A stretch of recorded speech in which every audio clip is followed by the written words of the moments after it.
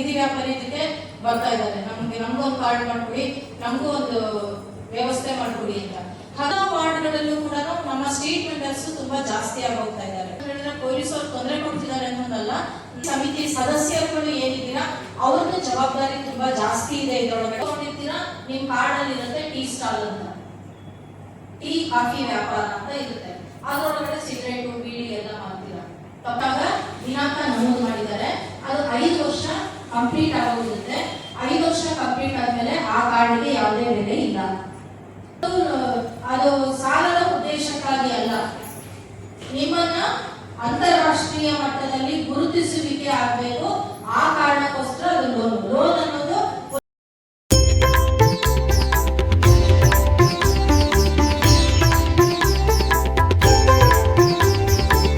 ಬೀದಿ ಬದಿ ವ್ಯಾಪಾರಗಳಿಗೆ ಫುಟ್ಪಾತ್ ಆಕ್ರಮಿಸಿಕೊಳ್ಳದಂತೆ ಎಚ್ಚರಿಕೆ ನೀಡಿದ ಮಹಾನಗರ ಪಾಲಿಕೆ.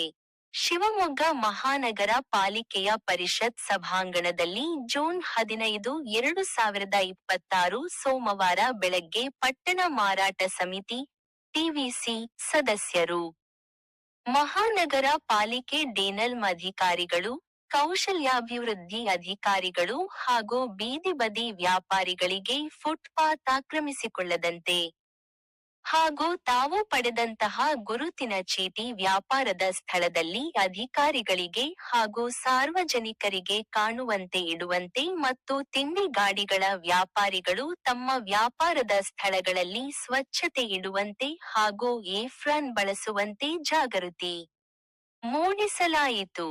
ಹಿಂದೆಲ್ಲ ಅಭಿವೃದ್ಧಿ ಕಾರಣದಿಂದ ರಸ್ತೆಗಳು ಅಗಲೀಕರಣಗಳಾಗಿವೆ, ಸಾರ್ವಜನಿಕರಿಗೆ ತಕ್ಕಂತೆ ಫುಟ್ಪಾತ್ ವಿಸ್ತಾರವಾಗಿದೆ.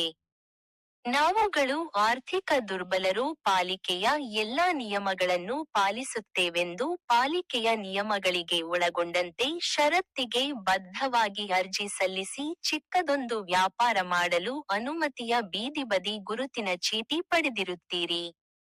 ಆದರೆ ಕೆಲವೇ ದಿನಗಳಲ್ಲಿ ತಮ್ಮ ವ್ಯಾಪಾರದ ಸೀಮಿತ ಹೆಚ್ಚಿಸಿಕೊಂಡಿರುತ್ತೀರಿ. ಸಾರ್ವಜನಿಕರಿಗೆ ತೊಂದರೆ ಆಗುವಂತೆ ಫುಟ್ಪಾತ್ನಲ್ಲಿ ಚೇರ್ ಕುರ್ಚಿಗಳು ಅಡ್ಡಾದಿಡ್ಡಿ ಇಟ್ಟು ಸಾರ್ವಜನಿಕರು ಓಡಾಡದಂತೆ ತಾಡ್ಪಾಲು ಕಟ್ಟಿರುತ್ತೀರಿ. ಇಂಥವರ ಕಾರ್ಡ್ ಗಳು ವಶಪಡಿಸಿಕೊಳ್ಳಲಾಗುವುದು ಎಂದು ಎಚ್ಚರಿಕೆ ನೀಡಿದರು. ಸರ್ಕಾರದ ಸವಲತ್ತುಗಳ ಲೋಕ ಕಲ್ಯಾಣದ ಮೇಳದ ಬಗ್ಗೆ ಜಾಗೃತಿ ಮೂಡಿಸಲಾಯಿತು. ಈ ಸಂದರ್ಭದಲ್ಲಿ ಶಿವಮೊಗ್ಗ ಮಹಾನಗರ ಪಾಲಿಕೆ ಪಟ್ಟಣ ಮಾರಾಟ ಸಮಿತಿ (ಟಿವಿಸಿ) ಸದಸ್ಯರು ಚನ್ನವೀರಪ್ಪ ಗಾಮನಗಟ್ಟಿ, ಅಶೋಕ್ ಕುಮಾರ್, ಶ್ರೀನಿವಾಸ್, ಗೌರಮ್ಮ, ಮೀನಾಕ್ಷಿ, ಪಾಲಿಕೆ ಡೆನಲ್ ಸಮುದಾಯ ವ್ಯವಹಾರಿಕ ಅಧಿಕಾರಿ ಅನುಪಮಾ ಟಿ.ಆರ್. ಸಮುದಾಯ ಅಧಿಕಾರಿಗಳು ಗೀತಾ, ರೇಣುಕಾ, ಕೌಶಲ್ಯಾಭಿವೃದ್ಧಿ ಮಿಷನ್ ವ್ಯವಸ್ಥಾಪಿಕ ಅಧಿಕಾರಿ ದೇವೇಂದ್ರ ನಾಯಕ್ ಹಾಗೂ ಪಾಲಿಕೆ ಸಿಬ್ಬಂದಿ ವರ್ಗದವರು ಬೀದಿ ಬದಿ ವ್ಯಾಪಾರಿಗಳು ಉಪಸ್ಥಿತರಿದ್ದರು. ಬೀದಿ ವ್ಯಾಪಾರಿ ಇದಕ್ಕೆ ಬರ್ತಾ ಇದ್ದಾರೆ, ನಮಗೂ ಒಂದು ಕಾರ್ಡ್ ಮಾಡ್ಕೊಡಿ, ನಮಗೂ ಒಂದು ವ್ಯವಸ್ಥೆ ಮಾಡ್ಕೊಡಿ ಅಂತ. ಹಾಗಾಗಿ ಏನಾಗಿದೆ, ಇಡೀ ಶಿವಮೊಗ್ಗ ನಗರದಾದ್ಯಂತ ಎಲ್ಲಾ ವಾರ್ಡ್ಗಳಲ್ಲೂ ಕೂಡ ನಮ್ಮ ಸ್ಟ್ರೀಟ್ ವೆಂಡರ್ಸ್ ತುಂಬಾ ಜಾಸ್ತಿ ಆಗೋಗ್ತಾ ಇದ್ದಾರೆ. ಹಾಗಾಗಿ ನಮಗೂ ಕೂಡ ತುಂಬಾನೇ ಸಮಸ್ಯೆ ಆಗ್ತಾ ಇದೆ. ಹಾಗೆ ಪೊಲೀಸ್ ಇಲಾಖೆಯಿಂದ ನಿಮ್ಗಳಿಗೂ ಕೂಡ ಸಾಕಷ್ಟು ಸಮಸ್ಯೆಯನ್ನ ನೀವು ಎದುರಿಸ್ತಾ ಇದ್ದೀರಾ. ಅಂದ್ರೆ ಅರ್ಥ ಏನು ಅಂತ ಹೇಳಿದ್ರೆ, ಪೊಲೀಸರು ತೊಂದರೆ ಕೊಡ್ತಿದ್ದಾರೆ ಅನ್ನೋದಲ್ಲ, ನಾವು ಯಾವ ಚೌಕಟ್ಟಲ್ಲಿ ಇರ್ಬೇಕು ಆ ಚೌಕಟ್ಟಲ್ಲಿ ನಾವು ಇರ್ತಾ ಇಲ್ಲ. ನಾವೇನ್ ಮಾಡ್ತಾ ಇದೀವಿ, ನಮಗಿರೋದು 6x4 ಇಷ್ಟೇ ಜಾಗದಲ್ಲಿ ನಾವು ವ್ಯಾಪಾರವನ್ನ ಮಾಡಬೇಕಾಗಿದೆ.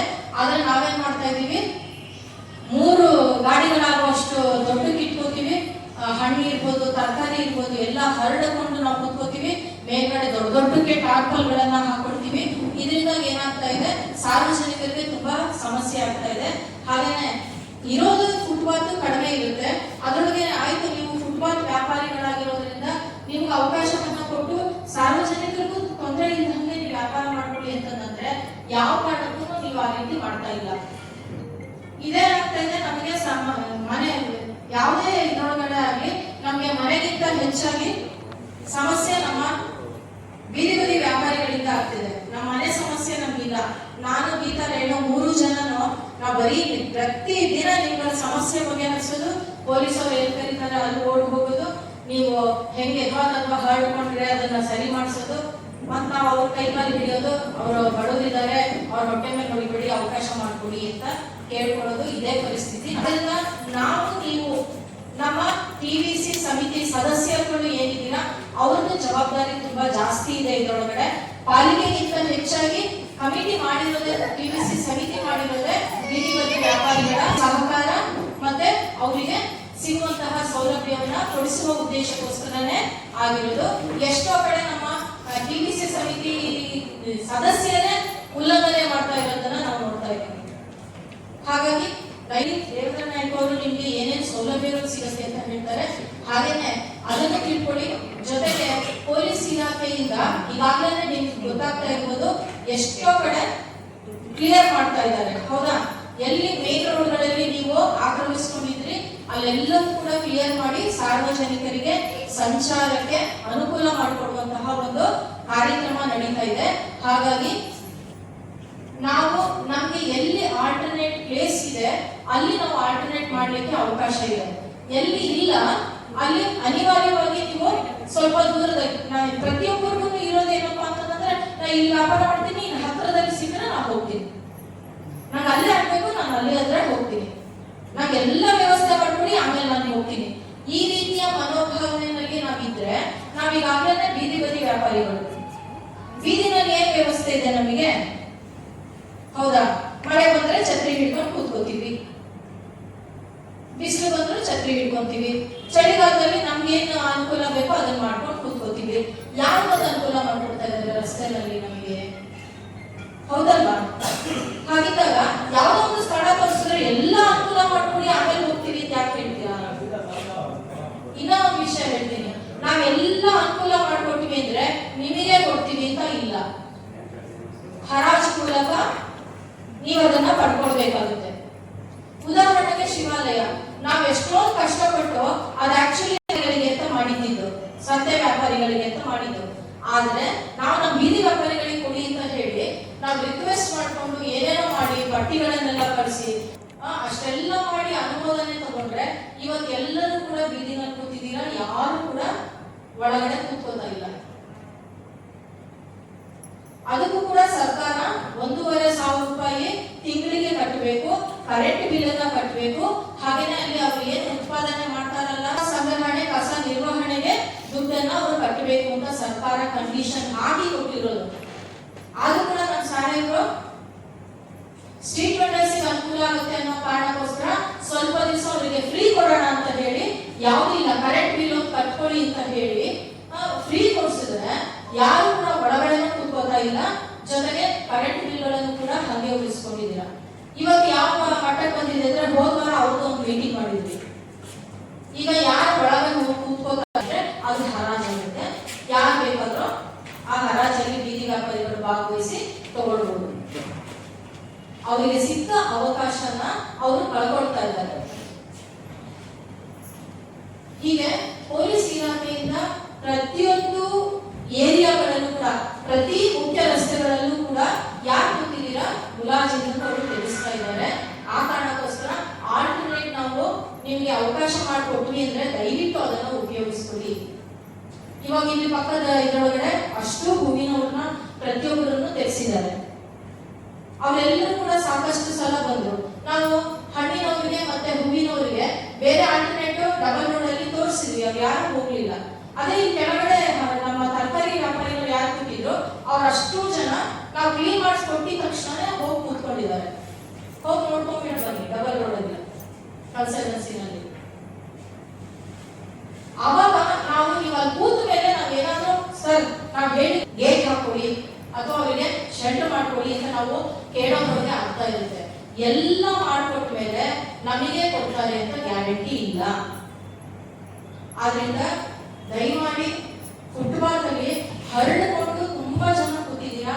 ನಿನ್ನೆ ಆರಿಫ ಸರ್ವೆ ಮಾಡ್ಕೊಂಡ್ ಬರುವಾಗ ಪ್ರತಿಯೊಬ್ಬರದ್ದು ಫೋಟೋಸ್ ಹಾಕ್ತಾ ಇದ್ದಾರೆ.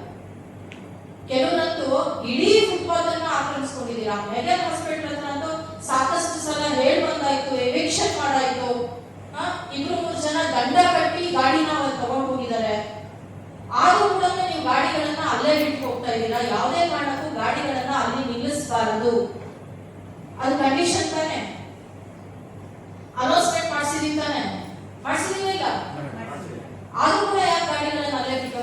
ನಿಮ್ಗೆ ಗಾಡಿ ಬೇಕಾಗಿಲ್ವಾ? ನೋಡಿ, ನಿಮ್ಮ ಸಹಕಾರ ಇತ್ತು ಅಂದ್ರೆ ನಾವೇನಾದ್ರೂ ಮಾಡ್ಲಿಕ್ಕೆ ಸಾಧ್ಯ. ನಾವು ಆಫೀಸಲ್ಲಿ ಕೂತ್ಕೊಂಡು ಪ್ರತಿದಿನ ನಿಮ್ಗೆ ಈ ತರ ಸಮಸ್ಯೆಗಳನ್ನೇ ನಾವು ಎದುರಿಸ್ತಾ ಕೂತಿದ್ರೆ ನಾವು ಯಾವ ಡೆವಲಪ್ಮೆಂಟ್ ಮಾಡಕ್ಕಾಗಲ್ಲ. ನಾವು ಸುಮ್ಮನೆ ಅನ್ನಿಸ್ಕೊಂತ ಇದೀವಿ ಇವ್ರೇನು ಕೆಲಸ ಮಾಡಲ್ಲ ಅಂತ. ನಾವ್ ಎಷ್ಟು ಕೆಲಸ ಮಾಡಿದ್ರು ಅದಕ್ಕೆ ನೀವ್ ಯಾರು ರಿಸಲ್ಟೇ ಕೊಡ್ತಾ ಇಲ್ಲ ಅಂತಂದ್ರೆ ನಾವೇ ಅನ್ನಿಸ್ಕೊಡೋಣ ಬೇರೆಯವ್ರ ಹತ್ರ. ಹೌದಲ್ವಾ? ನಮ್ ಸಮಸ್ಯೆ ಅಲ್ಲ, ನಿಮ್ ಸಮಸ್ಯೆ. ನಮ್ಗೆ ಬೇರೆಯವ್ರ ನಾವು ಆರಾಮಾಗಿ ಕೂತ್ಕೊಂಡಿರ್ತೀವಿ ಬಿಡಿ. ಇಂಜಿನಿಯರ್ ಸೆಕ್ಷನ್ ಅವರು, ರೆವಿನ್ಯೂ ಸೆಕ್ಷನ್ ಅವರು ಎಲ್ಲ ಆರಾಮಾಗಿ ಹೆಂಗೆ ಸ್ಟ್ರೀಟ್ ವೆಂಡರ್ ಅಂದ್ರೆ ಹೆಲ್ತ್ ಸೆಕ್ಷನ್ ಅವರು ನಮಗೆ ಸಂಬಂಧನೇ ಇಲ್ಲ. ನಲ್ನವ್ರು ಕಾರ್ಡ್ ಕೊಟ್ಟಿದ್ದಾರೆ ನಲ್ನವ್ರದೇ ಅಂತ ಅಂತಾರಲ್ಲ, ಹಾಗೆ ನಾವು ಕಾರ್ಡ್ ಕೊಡೋದಷ್ಟೇ ನಮ್ ಕೆಲಸ. ನಿಮ್ಗೆ ಡೆವಲಪ್ಮೆಂಟ್ ಮಾಡ್ಕೊಡ್ಬೇಕು ಅಂತಂದಿಲ್ಲ ಅಂತ ನಾವು ಕೂತ್ಕೋತೀವಿ ಅಷ್ಟೇ. ನೀವು ಕೈ ಜೋಡಿಸಿದ್ರೆ ಮಾತ್ರ ನಾವೇನಾದ್ರು ಮಾಡ್ಲಿಕ್ಕೆ ಸಾಧ್ಯ ಇದೆ. ಅಷ್ಟು ಸಲ ಹೇಳಿದ್ರು ಕೂಡ ಹೂವಿನೊಳಗೆ ನಾನು ಇಲ್ಲೇ ವ್ಯಾಪಾರ ಮಾಡ್ತಾ ಇದ್ದೆ, ಬಿಟ್ಬಿಟ್ಟಿದ್ದೆ. ನಾನು ಅಲ್ಲೇ ವ್ಯಾಪಾರ ಮಾಡ್ತಾ ಇದ್ದೀನಿ, ಹುಷಾರಿರ್ಲಿಲ್ಲ, ನಾನು ಅಲ್ಲೇ ಆಪರೇಷನ್ ಆಗಿತ್ತು, ಅದಕ್ಕೆ ಬಿಟ್ಬಿಟ್ಟಿದ್ದೀನಿ. ಈ ತರ ಸಾಕಷ್ಟು ಜನ ಬರಕ್ ಶುರು ಮಾಡಿದ್ದಾರೆ. ನಿಜವಾಗ್ಲೂ ಯಾರು ವ್ಯಾಪಾರ ಮಾಡ್ತಾ ಇದ್ದೀರಾ, ಯಾರ ಹತ್ರ ಕಾರ್ಡ್ ಇದೆ, ಅವರಿಗೆ ನಾವು ಫಸ್ಟ್ ಅವಕಾಶವನ್ನ ಕಲ್ಪಿಸ್ಕೊಡ್ಬೇಕು. ಹೊಸಬ್ರು ಯಾರೋ ಬಂದ್ರು ಅಂತಂದ್ರೆ ನಮ್ಮ ಹತ್ರ ಹೇಳೋದಲ್ಲ, ನೀವು ಅಕ್ಕಪಕ್ಕ ಬಗೆಹರಿಸ್ಕೋಬೇಕು. ಅವ್ರಿಗೆ ಜಾಗ ಕೊಡ್ಲಿಕ್ಕೆ ಅವಕಾಶ ಇದೆಯಾ, ಜಾಗ ಕೊಡಿ. ಯಾಕಂದ್ರೆ ನಮ್ಮ ತರನ ಅವರು ಕೂಡ ಬೀದಿ ವ್ಯಾಪಾರಿಗಳು, ಅರ್ಥ ಆಯ್ತಾ? ಹಾಗಾಗಿ ಯಾರ ಹೊಟ್ಟೆಗಳನ್ನು ಕೊಡಿಯೋದು ಬೇಡ. ನಮಗೂ ಅವಕಾಶವಾಗಿ ಇನ್ಯಾರಾದ್ರೂ ಜಾಗ ಸಿಗುತ್ತೆ ಅಂದ್ರೆ ಕೊಡಿ. ಫಸ್ಟ್ ನೀವೆಲ್ಲರೂ ಕೂಡ ಒಂದ್ ಕಡೆ ಕೂತ್ಕೊಳ್ಳೋದನ್ನ ಕಲ್ತ್ಕೊಳ್ಳಿ. ಹಾಗಾಗಿ ಕುಟುಂಬದಲ್ಲಿ ಯಾರಿದ್ದೀರಾ ದಯವಿಟ್ಟು ಮಳೆ ಬಂದ ಆ ಸಂದರ್ಭದಲ್ಲಿ ಒಂದು ಸಣ್ಣ ಛತ್ರಿ ಇಟ್ಕೊಡಿ ಅಂತ ಹೇಳಿದ್ವಿ. ಯಾವ ಮಾತನ್ನು ನೀವು ಕೇಳಲೇ ಇಲ್ಲ ಅಂತ ಹೇಳಿದ್ರೆ ನಾವು ನಿಮ್ಗೆ ಹೇಗೆ ಸಹಕಾರ ಕೊಡೋಣ ಹೇಳಿ? ಮಾಡ್ತಿದ್ದೀರಲ್ವ ಈ ಎಲ್ಲ ತಪ್ಪುಗಳನ್ನ? ಜನ ಓಡಾಡಕ್ಕೆ ಕುಟುಂಬದ ಜಾಗನೇ ಕೊಡಲ್ಲ. ಮೆಗಾಸ್ಮೆಂಟ್ ಹತ್ರ ನೋಡಿ, ಅದು ಯಾರೋ ರಸ್ತೆಗೂ ಹಾಕೊಂಡು ಟೇಬಲ್ಗಳೆಲ್ಲ ಹಾಕಿ, ಚೇರ್ಸ್ ಎಲ್ಲ ಹಾಕಿ, ಮೆಗನ್ ಹಾಸ್ಪಿಟಲ್ ಅವರು ಎಲ್ಲ ಎಪ್ಸಿ ಅಂತ ನಮ್ಮ ಮಾತು ಕೇಳಿದ್ರೆ ನೀವು ಅಲ್ಲಿ ಉಳ್ಕೋತೀರಾ ಅಲ್ವಾ? ಈಗ ಅವನು ಸಣ್ಣ ಇಟ್ಕೊಳಕ್ ಹೇಳಾಯ್ತು, ಗಾಡಿಗಳನ್ನ ನಿಲ್ಲಿಸ್ಬೇಡಿ, ಬಂದು ವ್ಯಾಪಾರ ಮಾಡ್ಕೊಂಡು ಮನೆ ಹತ್ರ ತಗೊಂಡು ಹೋಗಿ ಅಂತ ಹೇಳಾಯ್ತು, ಟಾರ್ಪಲ್ಗಳನ್ನ ಹಾಕ್ಬೇಡಿ ಅಂತ ಹೇಳಾಯ್ತು, ಎಲ್ಲರನ್ನು ಹಿಂದೆ ಕಳಿಸಿ ನಿಮ್ ವ್ಯಾಪಾರ ವ್ಯವಸ್ಥೆ ಮಾಡ್ಕೊಟ್ಟು ಬಂದಾಯ್ತು. ಇವಾಗ ಮತ್ತೆ ನೀವು ಮಾಮೂಲಿ ಬಂದ್ರಿ, ಅವ್ರೇನ್ ಮಾಡಿದ್ರಿ, ಈಗ ನಮಗೆ ತುಂಬಾ ಪ್ರಾಬ್ಲಮ್ ಆಗ್ತಿದೆ ಇವುಗಳಿಂದ, ಇವ್ರು ಅಷ್ಟು ಜನನ ತೆಗೆಸಿ ಅಂತ ಲೆಟರ್ ಕೊಟ್ಟಿದ್ದಾರೆ. ನಾವ್ ಹೇಗೆ ಬೇರೆ ಹತ್ರ ಹೋಗಿ ಇನ್ಫ್ಲೂಯೆನ್ಸ್ ಮಾಡಿಸ್ತೀವೋ ಆ ಇಲಾಖೆಗೂ ಇರುತ್ತೆ ಅಲ್ವಾ ಇನ್ಫ್ಲೂಯೆನ್ಸ್. ನಮ್ಮ ಬಡವರು ಪರ ಯಾರು ನಿಂತ್ಕೋತಾರೆ? ಹೌದಾನೆ? ಮತ್ ನಾವು ಕೂಡ ನಮ್ಗೆ ಏನ್ ಅವಕಾಶ ಕೊಟ್ಟಿದ್ದಾರೆ ಅದನ್ನ ಉಪಯೋಗಿಸ್ಕೋಬೇಕಲ್ವಾ ಸರಿಯಾಗಿ. ನೋಡಿ, ಮೆಗನ್ ಹಾಸ್ಪಿಟಲ್ ಹತ್ರ ಯಾರ್ಯಾರು ಕೆಲವು ವರ್ಕ್ ಮಾಡೋರು, ಯಾರ್ಯಾರು ಮೆಗನ್ ಹಾಸ್ಪಿಟಲ್ ಸಾಕಷ್ಟು ಸಲ ನಿಮ್ ಕಡೆ ಹೇಳಾಗಿದೆ. ಹಿಂದೆ ಇಟ್ಕೊಂಡು ಓಡಾಡಕ್ಕೂ ಫುಟ್ಪಾತ್ ಎಲ್ಲ ಇಟ್ಕೊಳ್ಳಿ, ನೀವು ಒಂದ್ ಸೈಡ್ ಗೋಡೆ ಹೋಗಿ ಅಂತ ಎಲ್ಲರೂ ತಳ್ಳಿ ಎಲ್ಲ ಮಾಡಿ ಬಂದಿದೀವಿ. ಆಮೇಲೆ ಯಾರು ಕೂಡ ಅಲ್ಲೇ ವೆಹಿಕಲ್ ಗಳನ್ನ ದಯವಿಟ್ಟು ನಿಲ್ಲಿಸಬೇಡಿ. ಇದು ಇನ್ನ ಒಂದ್ಸಲ ವಾರ್ನ್ ಅಂತ ತಿಳ್ಕೊಳ್ಳಿ. ಇನ್ ಮತ್ತೆ ನೀವು ಅಲ್ಲೇ ಇಟ್ರಿ ಅಂದ್ರೆ ನಿಮಗೆ ಗಾಡಿ ಸಿಗೋದಿಲ್ಲ. ಹೆಲ್ತ್ ಇನ್ಸ್ಪೆಕ್ಟರ್ಗಳು ಆ ಗಾಡಿಗಳನ್ನ ಎಲ್ಲಿ ನಿಲ್ಲಿಸಿದ್ದಾರೆ ಅಂತ ಗೊತ್ತಿಲ್ಲ. 3 ಬೇರೆ ಏರಿಯಾದ್ದು 3 ಗಾಡಿ ಎತ್ಕೊಂಡು ಹೋಗಿದ್ದಾರೆ. ಆ ಹುಡುಗರು ಪಾಪ 40 ಸಲ ಆಫೀಸಿಗೆ ಬರ್ತಿದ್ದಾರೆ, ನಮ್ಗಳ ಗಮನಕ್ಕೂ ಇಲ್ಲ, ಎಲ್ಲಿ ಇಟ್ಟಿದ್ದಾರೆ ಅಂತ ಗೊತ್ತಿಲ್ಲ. ದಯವಿಟ್ಟು ಅದನ್ನ ಮಾಡ್ಕೋಬೇಡಿ. ಯಾಕೆ ಅಂತ ಹೇಳಿದ್ರೆ ಎಲ್ಲರೂ ಕೂಡ ಅವತ್ತಿನ ಅವತ್ತು ದುಡಿತಿದೀವಿ, ಊಟ ಮಾಡ್ತಾ ಇದ್ದೀವಿ, ಕಷ್ಟದಲ್ಲಿದ್ದೀವಿ ಅಂತ ನಾನು ಅನ್ಕೊಂಡಿದ್ದೀನಿ. ನೀವೆಲ್ಲರೂ ಕೂಡ ಹೈಫೈ ಲೈಫಲ್ಲಿ ಇರಬಹುದು, ಗೊತ್ತಿಲ್ಲ ನನಗೆ. ನಾನು ಅನ್ಕೊಂಡಿದ್ದೀನಿ ಬೀದಿ ವ್ಯಾಪಾರಿಗಳು ಅಂತಂದ್ರೆ ಬಡತನ ರೇಖೆಗಿಂತ ಕೆಳಗಿರೋರು, ತುಂಬಾ ತೊಂದರೆಯಲ್ಲಿ ಇರುವಂತವ್ರು ಅಂತ ನಾನು ಅನ್ಕೊಂಡಿದ್ದೀನಿ. ಆದ್ರಿಂದ ಏನ್ ಅವಕಾಶ ಕೊಟ್ಟಿದ್ದೀವಿ, ದಯವಿಟ್ಟು ಆ ಅವಕಾಶನ ಸರಿಯಾಗಿ ಸದುಪಯೋಗ ಮಾಡ್ಕೊಳ್ಳಿ. ನೀವೆಲ್ಲರೂ ದುರುಪಯೋಗ ಮಾಡ್ಕೊಳ್ತಿದ್ದೀರಾ, ಅದು ನಮಗೂ ಕೆಟ್ಟ ಹೆಸರು ಬರ್ತಾ ಇದೆ. ಲಾಸ್ಟ್ ಅಲ್ಲಿ ಪೊಲೀಸ್ ಅವ್ರು ಬಂದು ಇಲ್ಲ ಆ ಇಲಾಖೆಯವ್ರು ಹೇಳ್ತಾ ಇದ್ದಾರೆ, ಮೆಗಾ ಹಾಸ್ಪಿಟಲ್ ಅವರು ನಾವು ತೆಗೆಸ್ತೀವಿ ಅಂದ್ರೆ ನಾನು ಏನು ಮಾಡಕ್ ಬರಲ್ಲ. ಯಾಕೆಂದ್ರೆ ನೀವು ಯಾರು ಕೂಡ ನಾವು ಹೇಳಿದ್ದಕ್ಕೆ ಕೇಳಿಲ್ಲ. ಇವತ್ತಿನವರು ಹಿಂದೆ ಇಟ್ಕೊಳ್ಳಲ್ಲ, ಜನ ಓಡಾಡಕ್ಕೆ ಅನುಕೂಲ ಮಾಡ್ಕೊಡಲ್ಲ, ಸಂಚಾರಿ ನಿಯಮಗಳನ್ನ ಪಾಲನೆ ಮಾಡಲ್ಲ. ಈ ಎಲ್ಲ ಕಾರಣಕ್ಕೋಸ್ಕರ ಸಮೇತ ಅಪ್ಲಿಕೇಶನ್ಸ್ ಗಳನ್ನ ಕೊಡ್ತಾರೆ. ನಾವೇನ್ ಮಾಡೋಣ? ಇಲ್ಲ ನಮ್ಗೆ ಸ್ಟ್ರೀಟ್ ವೆಂಡರ್ಸ್ ಈ ತರ ಅಲ್ಲ ಅಂತ ನಾನು ಹೇಳೋದಕ್ಕೂ ಇಲ್ಲ. ಯಾಕಂದ್ರೆ ವಿತ್ ಫೋಟೋ ಎಲ್ಲ ರೆಕಾರ್ಡ್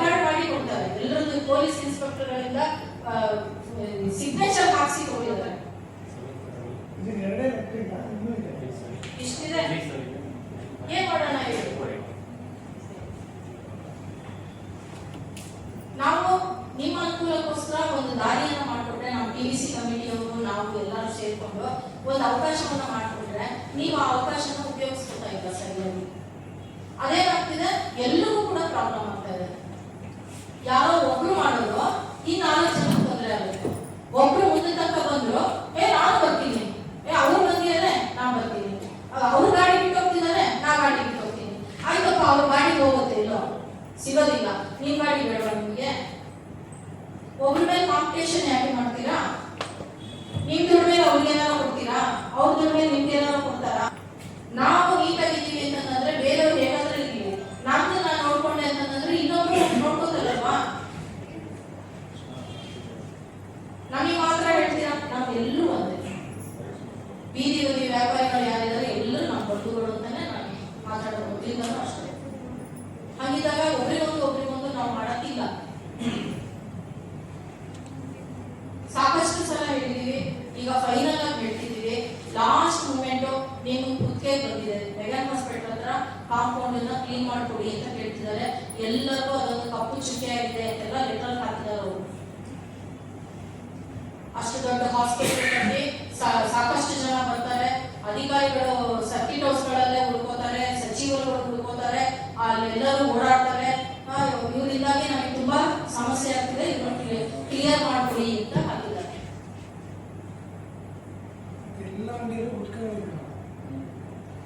ನೋಡಿ, ಅದು FSSAI ಅವ್ರಿಗೆ ಬರುತ್ತೆ. ಅವ್ರು ನಮಗೆ ಸಾಕಷ್ಟು ಸಲ ಹೇಳ್ತಾ ಇದ್ದಾರೆ. ಆಮೇಲೆ ಫ್ರೀಡಂ ಪಾರ್ಕ್ ಹತ್ರ ಕೆಲವು ಕಡೆ ನಮ್ಮ ಬೀದಿ ಬದಿ ವ್ಯಾಪಾರಿಗಳು ಡ್ರಿಂಕ್ಸ್ ಮಾಡ್ತಾ ಇದ್ದಾರೆ. ನೀವು ಅವಕಾಶನೇ ಇಲ್ಲ. ಏನ್ ಮಾಡ್ಬೇಕು ನಾವು? ಈ ತರ ಎಲ್ಲ ನೀವು ಮಾಡ್ತಾ ಇದ್ರೆ ನಾವು ಕೈ ಬಿಟ್ಟು ಕೂತ್ಕೊಳ್ಳಬೇಕು ತಾನೇ. ಮತ್ತೆ ನಮ್ಗೆ ಯಾಕೆ ಬೇಕು ಸಮಾಸ ಅಂತ? ಅಬಕಾರಿ ಇಲಾಖೆಯಿಂದ ಸರ್ ಲೆಟರ್ ಬಂದಿದೆ. ನಿಮ್ಮ ಬೀದಿ ವ್ಯಾಪಾರಿಗಳು ಮಾಂಸ ಮಾರಾಟ ಯಾರು ಮಾಡ್ತಾ ಇದ್ದೀರಾ ಸ್ಟ್ರೀಟ್ ಅಲ್ಲಿ, ಅವರು ಆ ಮಕ್ಕಳನ್ನ ಸಣ್ಣ ಮಕ್ಕಳನ್ನ ಕೂರಿಸಿ ಹೆಂಡ ಕುಣಿಯಕ್ಕೆ ಅವಕಾಶ ಕೊಟ್ಬಿಟ್ಟು ಚಿಕನ್ ಇದು ಏನ ಲಾಲಿಪಾಪು ಈ ತರದ್ ಏನೋ ಮಾಡ್ತಾ ಇದ್ದಾರೆ ಅಂತ. ಏನ್ ಮಾಡ್ಬೇಕು ನಾವು? ನಿಮಗೆ ಕೊಟ್ಟಿರೋ ಕಾರ್ಡ್ ಯಾವ ಉದ್ದೇಶಕ್ಕೆ? ನೀವು ಫುಡ್ ಐಟಮ್ ಮಾಡಿ ಅಂತ ನಾವು ಕೊಟ್ಟಿದ್ದೀವಿ. ನೀವೇನ್ ಮಾಡ್ತಾ ಇದ್ದೀರಾ? ಯಾರು ಕೊಡ್ಬೇಕು ಇದಕ್ಕೆಲ್ಲ? ನಮ್ಮ ಕಮಿಷನರ್ ಅಂತೂ ಪ್ರತಿ ಸಲ ನಮಗೆ ಬೈಕ್ ಕಳಿಸ್ತಾರೆ. ಮಣಿ ಎದುರುಗಡೆನೂ ಬಯಸ್ಕೊಂಡಿದ್ದೀನಿ, ಅಶೋಕ್ ಕುಮಾರ್ ಅವರ ಎದುರುಗಡೆ ಬಯಸ್ಕೊಂಡಿದ್ದೀನಿ. ಮಾತಾಡಿದ್ರೆ ನಮ್ಮ ಬೀದಿ ವ್ಯಾಪಾರಿಗಳು ಬರ್ತೀಯಲ್ಲ, ಯಾರು ಹೇಳಿ ಮಾತು ಕೇಳ್ತಿದ್ದಾರೆ, ಮೊನ್ನೆ ಕೂಡ ಬೈಕ್ ಕಳಿಸಿದ್ದಾರೆ. ಒಬ್ರು ಮಾತು ಕೇಳಲ್ಲ, ಅವ್ರ ಪರ ಯಾಕೆ ಬರ್ತೀಯಮ್ಮ ಅಂತ. ಏನ್ ಮಾಡ್ಬೇಕು ಹೇಳಿ ನಾವು? ಗುಟ್ಕಾ ಬೀಡಿ ಸಿಗರೇಟ್ ಮಾರಕ್ ಅವಕಾಶ ಇದೆಯಾ? ನೀವು ತಗೊಂಡಿರ್ತೀರಾ, ನಿಮ್ ಕಾರ್ಡ್ ಅಲ್ಲಿ ಇರುತ್ತೆ ಟೀ ಸ್ಟಾಲ್ ಅಂತ, ಟೀ ಕಾಫಿ ವ್ಯಾಪಾರ ಅಂತ ಇರುತ್ತೆ. ಅದರೊಳಗಡೆ ಸಿಗರೇಟು ಬೀಡಿ ಎಲ್ಲ ಮಾಡ್ತೀರಾ, ತಪ್ಪು. ದಂಡ ಮಾತ್ರ ಸೀಸ್ ಮಾಡಿ ಹಾಕ್ತಾರೆ. ಜೈಲಿಗೆ ಅವಕಾಶ ಇದೆ, ಜೈಲಿಗೆ ಕಳಿಸ್ಕೊಡ್ತೀವಿ. FSSAI ಅವರು ನಮಗೆ ಸಾಕಷ್ಟು ಸಲ ಪಟ್ಟಿ ಕೊಡಿ ಅಂತ ಕೇಳಿದ್ದಾರೆ. ನಾವೇ ಹೀಗೆ ಹೇಳಿದ್ರೆ ಅನುಕೂಲ ಆಗುತ್ತೆ ಅನ್ನೋ ಉದ್ದೇಶಕ್ಕೋಸ್ಕರ ಪದೇ ನಿಮ್ಮನ್ನು ಕರೆಸಿ ಅವನ್ನೆಲ್ಲ ಮಾರಾಟ ಮಾಡಬೇಡಿ ಅಂತ ಕೇಳ್ತಿದ್ದೀವಿ. FSSAI ಅವರು ಯಾವತ್ತು ನಿಮ್ಮ ಮೇಲೆ ಮುಗಿ ಬೀಳ್ತಾರೆ, ಎಲ್ರಿಗೂ ಕೇಸ್ ಹಾಕ್ತಾರೆ. ಎಷ್ಟೋ ಜನ FSSAI ತರಬೇತಿ ತಗೊಂಡಿದ್ದೀರಾ, ಯಾವ ರೀತಿನಲ್ಲೂ ಕೂಡ ಅದನ್ನ ಬಳಸ್ಕೊಳ್ತಿಲ್ಲ. ಏಪ್ರಾನ್ಗಳನ್ನು ಕೊಟ್ಟಿದ್ದೀವಿ, ತಲೆಗೆ ಕೊಟ್ಟಿದ್ದೀವಿ, ಕೈ ಗ್ಲೌಸ್ ಕೊಟ್ಟಿದ್ದೀವಿ, ಯಾರು ಕೂಡ ಇಲ್ಲ. ನೀಟಾಗಿರ್ಬೇಕು, ಒಳ್ಳೆ ರೀತಿಯಲ್ಲಿ ವ್ಯಾಪಾರ ಮಾಡ್ಕೊಂಡು ಹೋಗ್ಬೇಕು. ಈ ಎಲ್ಲ ಕಾರಣಕ್ಕೋಸ್ಕರನೇ ನಾವು ನಿಮಗೆ ಅನುಕೂಲ ಮಾಡ್ಕೊಡ್ತಾ ಇದ್ದೀವಿ. ಮಾಡಿಲ್ಲ, ಹಿಂದೆ ಕೊಟ್ಟಾಗ ದಿನಾಂಕ ನಮೂದು ಮಾಡಿದ್ದಾರೆ. ಅದು 5 ವರ್ಷ ಕಂಪ್ಲೀಟ್ ಆಗೋಗುತ್ತೆ. 5 ವರ್ಷ ಕಂಪ್ಲೀಟ್ ಆದ್ಮೇಲೆ ಆ ಕಾರ್ಡ್ಗೆ ಯಾವುದೇ ಬೆಲೆ ಇಲ್ಲ. ನೀವು ಮತ್ತೊಮ್ಮೆ ಅರ್ಜಿ ಕೊಟ್ಟು ಫಸ್ಟ್ ಟೈಮ್ ಮಾತ್ರ ಫ್ರೀ ಕೊಟ್ಟಿರ್ತಾರೆ. ಸೆಕೆಂಡ್ ಟೈಮ್ ನೀವು ಆ ಕಾರ್ಡ್ಗೆ ಏನು ಅಮೌಂಟ್ ಆಗುತ್ತೆ ಅದನ್ನ ಕಟ್ಬಿಟ್ಟು ನೀವು ಪಡ್ಕೊಳ್ಬೇಕು. ಹಾಗಾಗಿ ಯಾರ್ಯಾರು 5 ವರ್ಷ ಕಂಪ್ಲೀಟ್ ಆಗಿದೆ ಆ ಕಾರ್ಡ್ ಅನ್ನ ರಿನ್ಯೂವಲ್ ಮಾಡಿಸ್ಕೊಳ್ಳಿ. ಅರ್ಜಿ ಕೊಟ್ಬಿಟ್ಟು ಆ ಕಾರ್ಡ್ ಜೆರಾಕ್ಸ್ ಹಾಕ್ಬೇಕು, ನಿಮ್ಮೆಲ್ಲ ರೆಕಾರ್ಡ್ಸ್ ಹಾಕ್ಬೇಕು, ಹಾಕ್ಬಿಟ್ಟು ರಿನ್ಯೂವಲ್ ಮಾಡಿಸ್ಕೊಳ್ಳಿ ಎಲ್ಲರೂ ಕೂಡ. ಹಾಗಿದ್ದಾಗ ಮಾತ್ರನೇ ಅದು ಜಿನೇನ್ ಅಂತ ಅನ್ನಿಸ್ಕೊಳ್ಳುತ್ತೆ. ಆಮೇಲೆ ಸಾಕಷ್ಟು ಜನ ನನ್ನ ಹತ್ರ ಕಾರ್ಡ್ ಇದೆ ಸಾಕು, ನನಗೆ ಲೋನ್ ಬೇಡ ಅಂತ ಸುಮ್ಮನೆ ಇದ್ದೀರಾ. ಲೋನ್ ಅನ್ನೋದು ಅದು ಸಾಲದ ಉದ್ದೇಶಕ್ಕಾಗಿ ಅಲ್ಲ, ನಿಮ್ಮನ್ನ ಅಂತಾರಾಷ್ಟ್ರೀಯ ಮಟ್ಟದಲ್ಲಿ ಗುರುತಿಸುವಿಕೆ ಆಗಬೇಕು, ಆ ಕಾರಣಕ್ಕೋಸ್ಕರ ಅದು ಲೋನ್ ಅನ್ನೋದು ಒಂದು ಸಾಧನ ಮಾತ್ರ. ಆನ್ಲೈನ್ ಅಲ್ಲಿ ನಿಮ್ಮ ಅಪ್ಲಿಕೇಶನ್ ಅನ್ನ ಎಂಟ್ರಿ ಮಾಡಿ ಇಡೀ ಇಂಡಿಯಾದಲ್ಲಿ ಎಲ್ಲೇ ನೋಡಿದ್ರು ಕೂಡ ನಿಮ್ಮ ಹೆಸರು, ನಿಮಗೊಂದು ನಂಬರ್ ಬಂದಿರುತ್ತೆ, ಅದೆಲ್ಲವೂ ಎಲ್ಲಿ ಬೇಕಾದ್ರೂ ಶೋ ಆಗುತ್ತೆ. ನೀವು ಇಲ್ಲಿಂದ ಈ ಬೆಂಗಳೂರಿಗೆ ಹೋದ್ರಿ ಇಟ್ಕೊಳ್ಳಿ, ಮಕ್ಕಳೆಲ್ಲ ಅಲ್ಲಿ ಕೆಲಸ ಮಾಡ್ತಿದ್ದಾರೆ, ನಾನು ಅಲ್ಲೇ ಬೀದಿ ವ್ಯಾಪಾರ ಮಾಡ್ತೀನಿ ಅನ್ನೋದು, ಇಲ್ಲಿಂದ ನೀವು ಶಿಫ್ಟ್ ಆದ್ರಿ ಅಂದ್ರೆ ಬೆಂಗಳೂರಲ್ಲಿ ಹೋಗಿ ನೀವು ಅದನ್ನ ಓಪನ್ ಮಾಡಿಸಿ ನೀವು ಬೆಂಗಳೂರಿಗೆ ಶಿಫ್ಟ್ ಮಾಡ್ಕೊಳ್ಬಹುದು. ಆ ಅವಕಾಶ ನಿಮಗಿದೆ. ಶಿವಮೊಗ್ಗದ ಒಬ್ಬ ವ್ಯಕ್ತಿ ಇಲ್ಲಿ ಬೇಡ ಅಂತ ಹೇಳಿ ಬೆಂಗಳೂರಲ್ಲಿ ತಗೊಂಡ್ರು ಮೊನ್ನೆ ಇನ್ನು ಹೊಸದಾಗಿ ಕಾರ್ಡು. ಅದು ಅಲ್ಲಿಂದ ಎಲ್ಲೇ ಓಪನ್ ಮಾಡಿದ್ರು ಕೂಡ ನಿಮ್ಮ ಸ್ಟ್ರೀಟ್ ಮೆಂಟರ್ಗೆ ಏನು ಕಾರ್ಡ್ ನಂಬರ್ ಕೊಟ್ಟಿರ್ತಾರೆ, ಆ ನಂಬರ್ ಎಲ್ಲಿ ಬೇಕಾದ್ರೂ ಶೋ ಆಗುತ್ತೆ. ಈಗ ಅವ್ರು ಬೆಂಗಳೂರಲ್ಲಿ ವ್ಯಾಪಾರ ಆರಂಭ ಮಾಡಿದ್ದಾರೆ. ಆ ಕಾರಣಕ್ಕೋಸ್ಕರ ಸಾಲ ತಗೊಳ್ಳಿ ಅಂತ ಹೇಳುದು. ಆನ್ಲೈನ್ ಅಲ್ಲಿ ಎಂಟ್ರಿ ಆಗುತ್ತೆ. ನಿಮಗೆ ಸಾಲದ ಅವಶ್ಯಕತೆ ಇಲ್ಲ ಅಂತ ಹೇಳಿದ್ರೆ ಬೇಡ, ಅದನ್ನ ಅಲ್ಲೇ ಬಿಡಿ, ತಿಂಗಳಿಗೆ ಅದು ಕಟ್ಟಾಗ್ತಾ ಹೋಗುತ್ತೆ. ಆ ಸಾಲನ ಅಲ್ಲೇ ಬಿಡಿ, ಅದ್ರ ಪಾಟಿಗೆ ಅದು ಕ್ಲಿಯರ್ ಆಗುತ್ತೆ. ನೀವು ಆನ್ಲೈನ್ ಅಲ್ಲಿ ಎಂಟ್ರಿ ಆಗ್ತೀರಾ. ಯಾರು ಆನ್ಲೈನ್ ಅಲ್ಲಿ ಎಂಟ್ರಿ ಆಗಿದ್ದೀರಾ, ಮುಂದೆ ಬರುವಂತಹ ಚುನಾವಣೆಯಲ್ಲಿ ಅವ್ರಿಗೆ ಮಾತ್ರ ಮತದಾನದ ಹಕ್ಕು ಇರುತ್ತೆ. ನಾವೀಗೇನು ಟಿವಿಸಿ ಸಮಿತಿ ಅಂತ ಹೇಳ್ತಾ ಇದ್ದೀನಿ, ಆ ಟಿವಿಸಿ ಸಮಿತಿಯ ಸದಸ್ಯರ ಆಯ್ಕೆ ನಿಮ್ಮ ಹತ್ರ ಇರುತ್ತೆ. ಅದು ಯಾರು ಆನ್ಲೈನ್ ಆಗಿದ್ದೀರಾ ಅವ್ರಿಗೆ ಮಾತ್ರ ವೋಟಿಂಗ್ ಪವರ್ ಇರುತ್ತೆ. ಕಾರ್ಡ್ ಇಟ್ಕೊಂಡ್ರೆ ಉಪಯೋಗ ಇಲ್ಲ. ದಯಮಾಡಿ ಯಾರು ಕಾರ್ಡ್ ಟೈಮ್ ಆಗಿದೆ ರಿನ್ಯೂವಲ್ ಮಾಡಿಸಿ, ಯಾರು ಕಾರ್ಡ್ ತಗೊಂಡೇ ಇಲ್ಲ ಆನ್ಲೈನ್ ಮಾಡಿಸಿ, ಕಾರ್ಡಿಗೆ ಅಪ್ಲಿಕೇಶನ್ ಹಾಕಿ. ಸರ್ಕಾರದಿಂದ 2 ವರ್ಷ ಆಯ್ತು, ನಮಗೆ ಯಾವುದೇ ರೀತಿಯಲ್ಲೂ ಕಾರ್ಡ್ಗೆ ಅನುದಾನ ಬಿಡುಗಡೆ ಆಗಿಲ್ಲ, ಕಾರ್ಡ್ ಕೊಡ್ತಾ ಇಲ್ಲ. ಅದರ ಉದ್ದೇಶ ಏನು ಅಂತ ಹೇಳಿದ್ರೆ ನಮ್ಮ ಯೋಜನೆ ಏನಿದೆ ಅದು ಬದಲಾವಣೆ ಆಗ್ತಾ ಇದೆ. ಆ ಕಾರಣಕ್ಕೋಸ್ಕರ ಎಲ್ಲವನ್ನು ತಡೆ ಹಿಡಿದಿದ್ದಾರೆ. ಆದ್ರೂ ಕೂಡ ನಿಮ್ಮ ಯಾರಿಗೂ ಕೂಡ ತೊಂದರೆ ಆಗಬಾರದು ಅನ್ನೋ ಕಾರಣಕ್ಕೋಸ್ಕರ ಕಮಿಷನರ್ ಹತ್ರ ಮಾತಾಡಿ ಸ್ವಲ್ಪ ಜನಕ್ಕೆ ಯಾಕಂತಂದ್ರೆ ಹೆಚ್ಚು ಕಮ್ಮಿ 2,500 3 ಸಾವಿರ ಜನರಿಗೂ ನಾವು ಕಾರ್ಡ್ ಕೊಡೋದು ಬಾಕಿ ಇದೆ. ಆದ್ರೆ ಅಷ್ಟು ಜನ ಒಟ್ಟಿಗೆ ಮಾಡ್ಕೊಡಕ್ಕೆ ಪ್ರಾಬ್ಲಮ್ ಆಗುತ್ತೆ ಅನ್ನೋ ಕಾರಣಕ್ಕೆ ಹಂತವಾಗಿ ಮಾಡ್ಕೊಳ್ಳಿ ಅಂತ ಕಮಿಷನರ್ ಕೇಳಿ ಕಾರ್ಡ್ ಮಾಡ್ಕೊಳ್ಳುವಂತಹ ವ್ಯವಸ್ಥೆಯನ್ನ ಮಾಡ್ತೀವಿ. ಹಾಗೇನೆ ರಿನ್ಯೂವಲ್ ಯಾರ್ಯಾರಿದೆ ದಯವಿಟ್ಟು ರಿನ್ಯೂವಲ್ ಮಾಡಿ. ಪಾಲಿಕೆ ಏನನ್ನ ಸೂಚನೆ ಕೊಡುತ್ತೆ ದಯಮಾಡಿ ಅದನ್ನ ಪಾಲಿಸಿದ್ರೆ ನೀವು ಉಳ್ಕೊಳ್ತೀರಾ, ನಮಗೂ ಕೂಡ ಒಂದು ಸ್ವಲ್ಪ ಮರ್ಯಾದೆ ಸಿಗುತ್ತೆ. ಇಲ್ಲ ಅಂತಂದ್ರೆ ಬೇರೆ ಇಲಾಖೆಯವರು ಬಂದಾಗ ನಾವೇನು ಮಾಡ್ಲಿಕ್ಕಾಗಲ್ಲ, ಸುಮ್ಮನೆ ಕೈ ಕಟ್ಕೊಂಡು ನೋಡ್ತಾ ಕೊಡ್ಬೇಕಾಗುತ್ತೆ. ಪ್ರತಿಯೊಂದು ಕಡೆ ಫ್ರೀಡಮ್ ಪಾರ್ಕ್ ಎಲ್ಲ ರಸ್ತೆಯಲ್ಲಿದ್ರು ಸರ್ ಪೊಲೀಸ್ ಅವ್ರು ಬಂದು ಅಷ್ಟು ತೆಗೆಸ್ತೀವಿ ಅಂದಾಗ ಸರ್ ಎಲ್ಲ ಮೇಲ್ ಇಟ್ಕೋತಾರೆ, ಫುಟ್ಪಾತ್ ಅಲ್ಲಿ ಓಡಾಡೋಕೆ ಅವಕಾಶ ಮಾಡ್ಕೊಡ್ತಾರೆ, ಎಲ್ಲರೂ ಮೇಲ್ ಮನ್ಸ್ ಬಂದ್ವಿ, ಮತ್ತೆಲ್ಲ ಕೆಳಗಡೆ ಇಳಿದಿದ್ದಾರೆ. ಇವಾಗ ವಾಪಸ್ಸು ಎಲ್ಲರನ್ನೂ ತೆಗೆಸ್ತೀವಿ ಅಂತ ಕೂತಿದ್ದಾರೆ. ಎಲ್ಲ ಕಡೆ ಇದೇ ತರ ಆಗ್ತಿದ್ರೆ ನಾವ್ ಯಾವ ಹೆಂಗೆ ಬಗೆಹರಿಸೋದು? ಆಮೇಲೆ ಎಲ್ಲಿ ಕನ್ಸಲ್ಟೆನ್ಸಿ ಡೆವಲಪ್ ಮಾಡಿದ್ದಾರೆ ಅಲ್ಲಿಗೆ ಹೋಗಿ ಕೂತ್ಕೊಳ್ಳಿ ಅಂತಂದ್ರೆ ಯಾರು ಕೂಡ ಕೂತ್ಕೊಳ್ಳೋದು, ಎಲ್ಲರಿಗೂ ರಸ್ತೆನೇ ಬೇಕು. 1-2 ದಿನ ಸಮಸ್ಯೆ ಆಗ್ಬೋದು, ಇಲ್ಲಿದ್ದವ್ರು ಅಲ್ಲಿದ್ದಾರೆ ಅಂತ ಗೊತ್ತಾಯ್ತು ಅಂದ್ರೆ 4 ಹೆಜ್ಜೆ ಯಾರು ಬರದೇ ಇರೋದಿಲ್ಲ.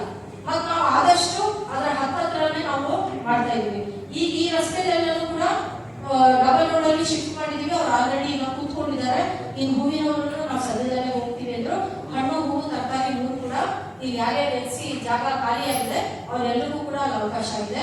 ಎಂಟಿ ರೋಡು ಓಟಿ ರೋಡು ಈಗಾಗಲೇ ಸರ್ವೆ ಮಾಡ್ಕೊಂಡು ಬಂದಾಗಿದೆ, ಅದು ಕೂಡ ನೆನ್ನೆ ಕ್ಲಿಯರ್ ಮಾಡಿದ್ದಾರೆ. ಇವತ್ತು ನಾಳೆ ಒಳಗಡೆ ಅವರು ಕೂಡ ಎಲ್ಲ ಶಿಫ್ಟ್ ಆಗ್ತಾ ಇದ್ದಾರೆ. ಈಗ ಒಂದೊಂದು ಕಡೆಯಿಂದ ಶಿಫ್ಟ್ ಆದ್ರು ಅಂತ ಹೇಳಿದ್ರೆ ರಸ್ತೆ ಕ್ಲಿಯರ್ ಆಗುತ್ತೆ, ಮತ್ತೆ ಆ ಜಾಗದಲ್ಲಿ ಬೇರೆ ಯಾರು ಕೂಡ ಕೂತ್ಕೊಳ್ಳೋಕೆ ಅವಕಾಶ ಇಲ್ಲ. ನಾನು ಖಾಲಿ ಮಾಡಿದ ಜಾಗ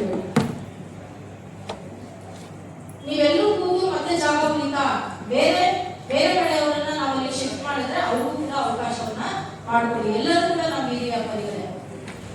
ಆದ್ರೆ ನಿಮ್ಮ ಹತ್ರದಲ್ಲಿ ಇರುವಂತಹ ಕನ್ಸಲ್ಟೆನ್ಸಿನ ನಾವು ತೋರಿಸಿದಾಗ ಅಲ್ಲಿ ಯಾವುದೇ ಡೆವಲಪ್ಮೆಂಟ್ ಮಾಡ್ಕೊಳ್ಳಿ ಅಂತ ದಯವಿಟ್ಟು ಕಾಯ್ಬೇಡಿ.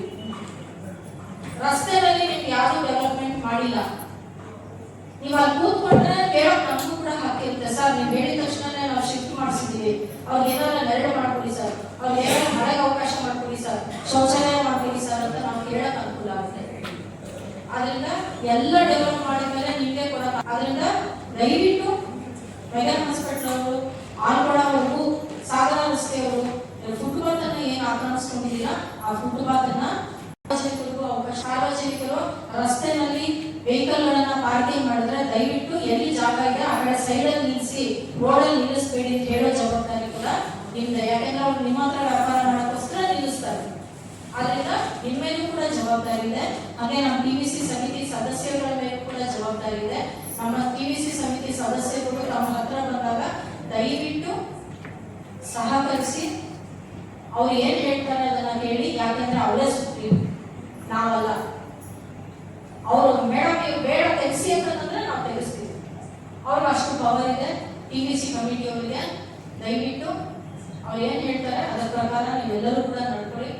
ಒಳ್ಳೆ ರೀತಿಯಲ್ಲಿ ಶಿವಮೊಗ್ಗ ನಗರ ಏನಿದೆ ಅದು ಇಂಟೀರಿಯರ್ ನಲ್ಲಿ ಅಷ್ಟೇ ಸಮಸ್ಯೆ ಆಗಲ್ಲ, ಬಟ್ ಮೇನ್ ರೋಡ್ಗಳಲ್ಲಿ ತುಂಬಾ ಸಮಸ್ಯೆ ಆಗುತ್ತೆ.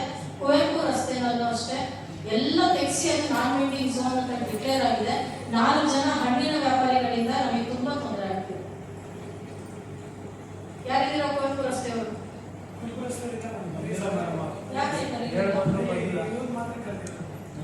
ಆ 4 ಜನರಿಂದ ತುಂಬಾ ತೊಂದರೆ ಆಗ್ತಿದೆ.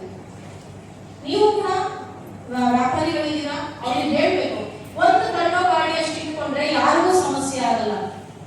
ನೀವು ಗಾಡಿನೂ ನಿಲ್ಲಿಸ್ತೀರಾ, ಗಾಡಿ ಮುಂದೆ 4 ತಳ್ಳೋ ಗಾಡಿ ಅಷ್ಟು ಸಾಮಾನು ಇಟ್ಕೊಂಡ್ರಿ ಅಂದ್ರೆ, ದೊಡ್ಡ ಅಂಗಡಿ ತರ ಮಾಡ್ಕೊಂಡ್ರಿ ಅಂದ್ರೆ ಎಲ್ರಿಗೂ ಕಂಡು ಬೀಳುತ್ತೆ. ನಮಗೆ ಬರೀ ಇವರು ಟ್ಯಾಕ್ಸಿಯಿಂದ ಸಮಸ್ಯೆ ಬರಲ್ಲ. ನಾವು ಹೋಟೆಲ್ ಮಾಡ್ಕೊಂಡಿದೀವಿ, ನಾವು ದಂಡ ಕಟ್ತಿದೀವಿ, ದುಡ್ಡು ಕಟ್ತಿದೀವಿ, ಟ್ಯಾಕ್ಸ್ ಕಟ್ತಾ ಇದೀವಿ, ನಾವು ಬಾಡಿಗೆ ಕಟ್ತೀವಿ. ನೀವು ಬೀದಿ ವ್ಯಾಪಾರಿಗಳು ಏನ್ ಕಟ್ತಾ ಇದ್ದಾರೆ? ಹೋಟೆಲ್ ಅಲ್ಲೂ ಏನ್ ರೇಟೋ, ಬೀದಿನಲ್ಲೂ ಅದೇ ರೇಟು. 3 ರೂಪಾಯಿ ಕೊಡಕ್ಕೆ ಹೇಳಿ ಅವ್ರಿಗೆ. ಅವ್ರಿಗೆ ಏನ್ ಖರ್ಚಿದೆ? ಅದೇ ಕಾಫಿ ಪುಡಿ, ಅದೇ ಹಾಲು ನಾವು ಬಳಸ್ತೀವಿ, ಅವರು ಬಳಸ್ತಿದ್ದಾರೆ. ನಾವು ಟ್ಯಾಕ್ಸ್ ಕಟ್ತೀವಿ, ಅವರೇ ಕಟ್ತಿದ್ದಾರೆ. ಈ ತರ ಸಾರ್ವಜನಿಕರು ಪ್ರಶ್ನೆ ಮಾಡಕ್ ಆರಂಭ ಮಾಡಿದ್ದಾರೆ. ಅವ್ರಿಗೆ ಬರೋದೆಲ್ಲನೂ ಲಾಭ, ನಾವೆಷ್ಟೊಂದು ದುಡ್ಡು ಲಾಸ್ ಮಾಡ್ಕೊಳ್ತಿದ್ದೀವಿ. ಹೋಟ್ಲಿಗೆ ಜನನೇ ಬರಲ್ಲ ನಿಮ್ ಸ್ಟ್ರೀಟ್ ವೆಂಡರ್ಗಳಿಂದಾಗಿ. ಈ ಎಲ್ಲ ಪ್ರಶ್ನೆ ನಾವೇನು ಉತ್ತರ ಕೊಡೋಣ ಹೇಳಿ ಅಲ್ವಾ? ಹಾಗಿದ್ದಾಗ ನಾವು ಕೂಡ ನಮ್ಗೆ ಏನ್ ಅವಕಾಶ ಕೊಟ್ಟಿದ್ದಾರೆ ಅಷ್ಟನ್ನು ಬಳಸ್ಕೊಳಕ್ಕೆ ಹೇಳಿ. ನೀವು ಕುವೆಂಪು ರಸ್ತೆ ಪರಿಚಯದವ್ರು ಯಾರಾದ್ರೂ ಇತ್ತು ಅಂದ್ರೆ ದಯವಿಟ್ಟು ಅವ್ರಿಗೆ ತಿಳಿಸಿ. ಒಂದು ಗಾಡಿ ಇತ್ತು ಅಂದ್ರೆ ಯಾರ ಮಾತ್ರನೇ ಇಷ್ಟಷ್ಟಲ್ಲ ನಾವು ಅಂಗಡಿ ಮಾಡ್ಕೊಂಡಾಗ್ಲೇನೆ ಜನರಿಗೆ ಕಂಡುಬಿಡೋದು. ಹೋಟೆಲ್ ತರ ನಾವು ಮಾಡೋದು, ಹೋಟೆಲ್ ಬಾಡಿಗೆ ತಗೊಂಡ್ಬಿಟ್ರೆ ಮುಗಿದೋಯ್ತಲ್ವಾ? ರಸ್ತೆ ಹೋಟೆಲ್ ಮಾಡೋದು ಎಲ್ಲರೂ ಒಂದು ಮಳಿಗೆ ಬಾಡಿಗೆ ತಗೊಂಡು ಅಲ್ಲಿ ಮಾಡ್ಕೊಳ್ಳಿ, ನಮ್ದೇನು ಸಮಸ್ಯೆ ಇಲ್ಲ. ಹಾಗೆ ಯಾರೋ ಒಬ್ಬೊಬ್ರು ಮಾಡೋದ್ರಿಂದ ಬಾಕಿ ಎಲ್ಲರಿಗೂ ಕೂಡ ಕೊಡ್ತಾ ಇದೆ. ದಯವಿಟ್ಟು 7,000ಕ್ಕಿಂತ ಹೆಚ್ಚು ಜನ ಇದ್ದಾರೆ. ನಾವೆಲ್ಲರೂ ಕಂಟ್ರೋಲ್ ಮಾಡ್ಕೊಳಕ್ಕಾಗಲ್ಲ. ನಮ್ಮನ್ನ ನಾವು ಕಂಟ್ರೋಲ್ ಮಾಡ್ಕೊಂಡ್ರೆ, ನಮ್ಮ ಮನೆ ನಾವು ಅಚ್ಚುಕಟ್ಟಾಗಿ ಇಟ್ಕೊಂಡ್ರೆ ಎಲ್ಲರೂ ಕೂಡ ಬದುಕಕ್ಕೆ ಅವಕಾಶ ಆಗುತ್ತೆ. ದಯವಿಟ್ಟು ಮತ್ತೊಂದ್ಸಲ ಅವಕಾಶ ಸಿಗ್ತಾ ಇದೆ. ಈಗ ನಾವು ಹೆಲ್ಪ್ಲೆಸ್, ನಾವೇನು ಮಾಡೋಕ್ಕಾಗಲ್ಲ. ಪದೇ ಪದೇ ನಿಮ್ಮ ಹತ್ರ ಬಂದು ಹಿಂದಕ್ಕೆ ಹೋಗಿ ಅಂತ ನಾವು ಹೇಳಲ್ಲ. ತೆಗಿತಾರೆ ಅಂತಂದ್ರೆ ನಾವೇನು ಸುಮ್ಮನಾಗ್ಬಿಡ್ತೀವಿ, ನಾವು ಯಾರಿಗೂ ಕೂಡ ಅಂಗಡಿ ಬರೋದಿಲ್ಲ. ಹಾಗಾಗಿ ನೀವೇ ತಿಳ್ಕೊಂಡು ಆ ಟಾಪಲ್ಲಿ ಏನು ಹಾಕಿದ್ದೀರಾ ಅದನ್ನೆಲ್ಲ ತೆಗೆದು ಗೋಡೆ ಪಕ್ಕಕ್ಕೆ ಹೋದ್ರೆ ತುಂಬಾ ಸಂತೋಷ. ಫುಟ್ಪಾತ್ ಅನ್ನ ಕ್ಲಿಯರ್ ಮಾಡ್ಕೊಳ್ಳಿ, ನೀವು ವ್ಯಾಪಾರ ಮಾಡ್ಕೊಳ್ಳಿ. ನಿಮ್ದೇನೇ ಸಮಸ್ಯೆ ಇದ್ರೂ ನಾವು ಕೇಳ್ತೀವಿ ಅಲ್ವಾ? ಆಯ್ತು ಅಂತ ಮಾತಾಡ್ತೀವಿ, ಕಮಿಷನರ್ ಹತ್ರ ನಿಮ್ ಪರವಾಗಿ ಗಲಾಟೆ ಮಾಡ್ತೀವಿ, ಎಲ್ಲ ಮಾಡ್ತಾ ಇದ್ದೀವಿ. ಸಾಹೇಬರು ಕೂಡ ತುಂಬಾ ಒಳ್ಳೆಯದಿರೋದ್ರಿಂದ ನಾವು ಎಲ್ಲರಿಗೂ ಕೂಡ ಅವಕಾಶ ಕೊಟ್ಕೊಂಡು, ಪೊಲೀಸ್ ಇಲಾಖೆಯವರು ಅಷ್ಟು ಸಾಹೇಬರಿಗೆ ಅಷ್ಟು ಒತ್ತಡ ಕೊಡ್ತಾ ಇದ್ದಾರೆ. ಆದ್ರೂ ಕೂಡ ಇಲ್ಲಿ ನಮ್ಮ ಬೀದಿ ವ್ಯಾಪಾರಿಗಳು ವ್ಯಾಪಾರ ಮಾಡಬೇಕು ಇಲ್ಲಿ ಅಂತ ಹೇಳಿ, ಆಯ್ತು ಅಲ್ಲಿ ಹೋಗಿ ಹೇಳಮ್ಮ ಹಿಂದಕ್ಕೆ ಇಟ್ಕೊಳ್ಳೋಕೆ ಅಂತ ಹೇಳಿ ಪದೇ ಪದೇ ಅವಕಾಶ